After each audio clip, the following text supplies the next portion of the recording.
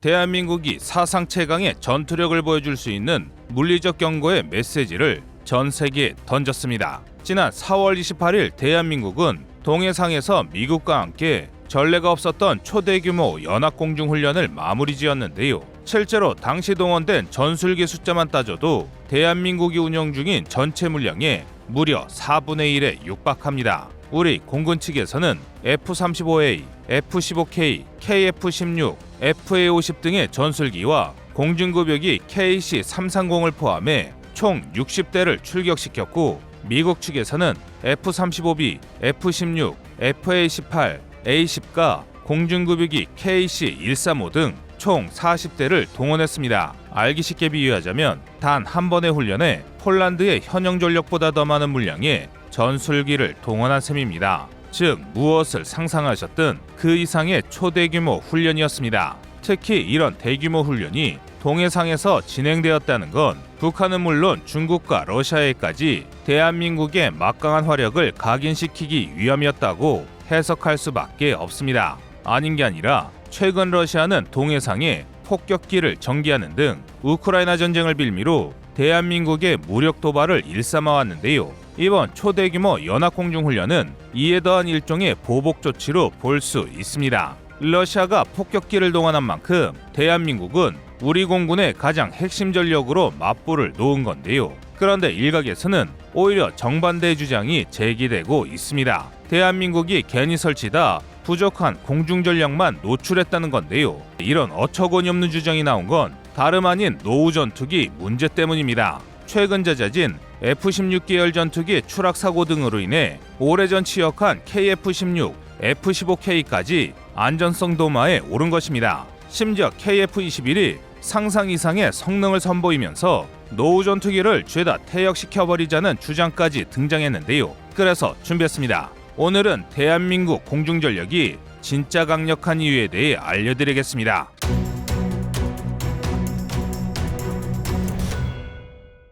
현재 대한민국 공군은 F-35A 39기, KF-16 132기, F-16 PBU 34기, F-5 EF 및 KF-5 EF 80기 등 총 285대 전투기와 경전투기 FA-50 60기, 전술폭격기 F-15K 59기, F-4E 18기 등 도합 422기의 전술기를 운영 중입니다. 물론 이렇게만 말씀드리면 이게 얼마나 많은 양인지 감이 오지 않으실 텐데요. 이는 대한민국의 영토 면적을 생각했을 때 약 230제곱킬로미터당 한 대 전술기를 보유한 것으로 대만을 제외하면 단위 면적당 가장 많은 전술기를 보유한 셈입니다. 이는 대한민국이 고성능 무기체계와 보급형 무기체계를 조합한 하이로우 혼합체계로 전력을 구성하고 있기 때문인데요. 아무리 국방비에 많은 예산을 투자한다 하더라도 현실적으로 모든 편제를 최상급의 고성능 무기체계로 배치하는 건 사실상 불가능합니다.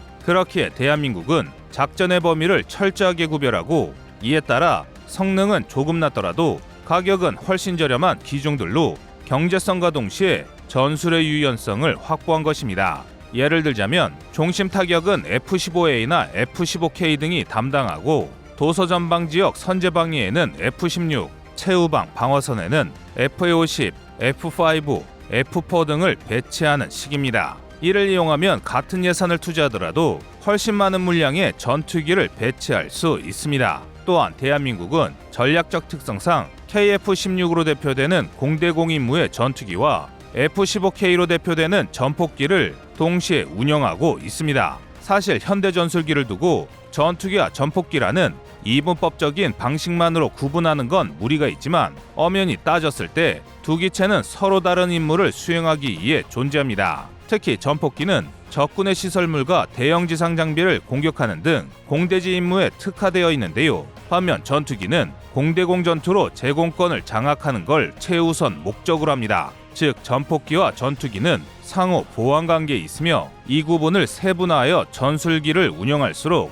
다양한 임무에 유연하게 대처할 수 있는데요. 일례로 대한민국의 주력 전폭기인 F-15K는 준수한 폭장량을 기반으로 킬체인 대량 응징 보복의 가장 핵심적인 역할을 담당하고 있습니다. 실제로 F-15K의 경우 최대 폭장량만 무려 11톤에 달하고 기본 전투 행동 반경이 약 2,000km, CFT와 외부 연료 탱크까지 장착하면 편도 기준 최대 5,500km에 육박합니다. 이쯤 되면 말이 전폭기지 장거리 폭격기와 비교해도 전혀 꿀릴 게 없는 성능인데요. 단적으로 러시아에서 수입한 폭격기에서 껍데기만 갈아 끼운 중국의 H6K의 경우 이미 수차례 개량이 이루어졌음에도 최대 폭장량이 9톤을 조금 넘는 수준입니다. 중국의 폭격기는 폭격기라는 타이틀을 가지고 있음에도 F-15K와 비교했을 때 훨씬 부족한 성능인데요.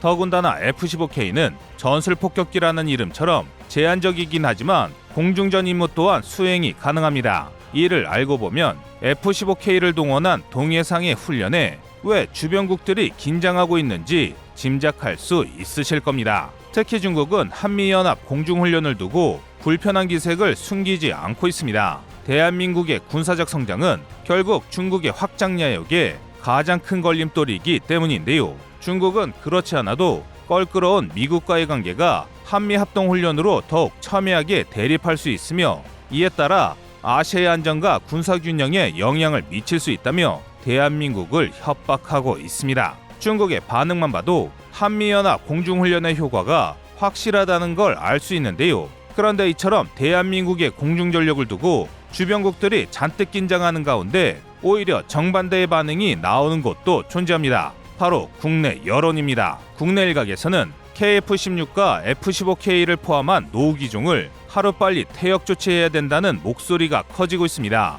이는 아이러니하게도 KF-21이 상상 이상으로 훨씬 좋은 평가를 받으면서 더욱 격렬해졌는데요. 더군다나 최근 미군 측 F-16이 평택서 추락하는 사건이 벌어졌고 2022년, 2019년에도 KF-16이 추락하는 사고가 벌어지면서 몇몇 언론들이 노후 전투기 때문에 영공수호에 구멍이 났다고 지적하기도 했습니다. 게다가 실제로 여전히 현장에서 운영되고 있는 F4 팬텀2, F5 타이거, F5 제공호 등 운영기한만 50년이 다 되어가는 구형 전투기들인데요. 이들 기체는 노후화로 인해 개량은 물론 유지보수마저 어려워져서 전술적 성능을 기대하기 어려운 게 사실입니다. 하지만 그렇다고 해서 노후 전투기 때문에 대한민국 공중안보가 위태롭다고 할 수는 없습니다. 당장 F4부터 2028년 완성될 F-35 60대 완편에 맞춰 2024년부터 퇴역 예정이며 F5 계열은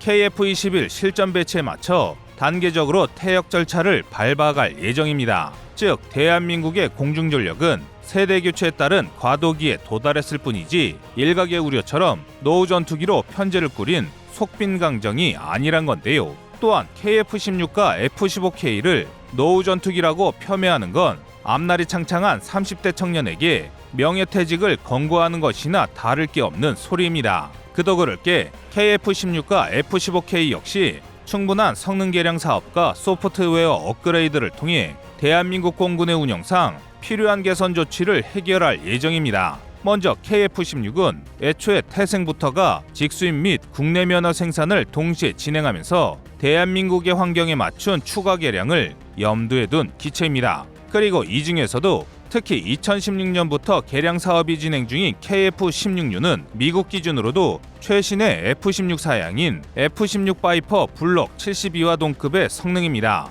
신형 AN/APG-83A4 레이더와 함께 임무 컴퓨터, 전자전 장비 등을 교체하면서 내부적으로 완전히 새롭게 탈바꿈했습니다. 게다가 증강현실 헬멧을 사용할 수 있도록 소프트웨어가 개선되었다는 사실도 확인되었는데요. 이 덕에 AIM-9X 사이더 와인더의 운용 성능이 더욱 향상될 예정입니다. 쉽게 말해 근거리 공중전 성능이 비약적으로 향상된다는 건데요. 이게 가능했던 건 대한민국이 F-16 PVU부터 꾸준히 F-16 계열 전투기를 사용하면서 면허 생산 권한을 확보한 덕이 큽니다. 이와 반대로 중국은 주력 전투기 중 하나인 젠11은 수호이 27을 리버스 엔지니어링에 만든 불법 복제 카피품인데다 러시아 측이 부품 공급을 거절하면서 되려 다운그레이드를 거듭할 수밖에 없었는데요. 심지어 여기에 중국이 국산화하겠다고 개발한 WS-10A 엔진이 심각한 결함을 일으켜 현재는 러시아로부터 엔진을 조달받고 있는 처지입니다. 대한민국이 하나하나 쌓아온 노하우의 차이가 종국에 와서는 거대한 기술 격차를 만들고 있는 것입니다. 여기서 끝이 아닙니다. F-15K는 해외로 판매된 F-15 계열 전투기 중 최초로 미군 사양보다 향상된 성능을 가진 기체입니다. 최초 도입된 2000년대 중반부터 2010년대 중반까지는 동북아 전술기 중 가장 강력한 제공 전투기라는 평을 받았습니다. 하지만 2010년대 후반부터 시작된 중국의 제니시 배치로 그런 명성도 빛을 발했습니다. 이에 우리 군은 2022년부터 미공군의 F-15EX 기체의 동급에 해당하는 성능으로 F-15K 개량 사업을 진행 중입니다. 엔진 부분만 살펴봐도 1차 도입부는 G2사의 F110G 129 엔진이 사용됐지만 2차 도입부는 수명주기 비용은 줄이고 내구 연한은 높인 P&W사의 새로운 엔진을 채용한 개량이 이루어졌는데요. 여기에 추가적으로 A사 레이더, EPA-WSS 전자전 시스템, ACDP2 임무 컴퓨터가 새롭게 장착될 예정입니다. 그리고 최종적으로 2024년까지 전자전 시스템의 업그레이드와 초고 성능 엔진의 도입 등 업그레이드 작전을 마무리할 계획인데요. 여기에 이르면 2024년부터 KF-21이 취역을 시작하면서 기존 운영 중인 F5 계열 80기, F-16 PBU 34기를 완벽히 대체할 것입니다. 그리고 이는 대한민국이 보유한 전술기 물량을 그대로 유지하면서도 질적인 측면에서 한 차원 높은 수준의 강화를 진행 중이라는 것과 같은 말이 됩니다. 현재 422기 수준의 전술기 전력이 계획대로 개량과 취역을 마무리한다면 기존 대비 최소 1.7배 이상의 전투력이 향상될 것이라고 군 전문가들은 분석합니다. 단순 비교를 위해 숫자로 치환한다면 422기에서 717기 수준으로 전력이 뻥튀기 된다는 뜻입니다. 오죽하면 상황이 이렇게 되자 중국과 북한을 중심으로 대한민국이 아시아의 군비 경쟁을 부추기고 있으며 지역 긴장을 고조시킨다는 헛소리가 나올 정도인데요. 정작 대한민국이 왜 매년 국방 예산을 증액하면서 전력 강화에 나설 수밖에 없는지를 알고 있다면 이는 절대 할 수 없는 주장입니다. 지금의 국제정치 지형은 결국 자국의 안보는 스스로 챙길 수밖에 없으며 전쟁을 준비하는 자만이 진정한 평화를 누릴 자격이 있다는 사실을 다시금 깨닫게 해주고 있는데요. 부디 대한민국이 공중전력의 세대 교체를 통해 우리 안보가 더욱 튼튼해지는 길로 나아가는 교두보가 되길 바라겠습니다. 이상 꺼리투브였습니다. 안녕하세요, 꺼리투브입니다. 그동안 보내주신 사랑과 응원으로 1편 출간에 이어 이번에 꺼리투브의 새로운 신작 세상에 밝혀지지 않은 현대무기 비하를 출간했습니다. 내용이 어려워 쉽게 다가서지 못했던 군사무기 이야기를 남녀노소 누구나 편하게 이해할 수 있도록 모아봤는데요. 그 누구도 알 수 없던 현대무기 비하의 숨겨진 이야기를 이제 온라인 서점이나 가까운 서점에서 만나볼 수 있습니다. 또 전문적인 군사무기 이야기를 알고 싶다면 꺼리투브 1편인 대한민국 육해공 군사무기도 준비되어 있습니다.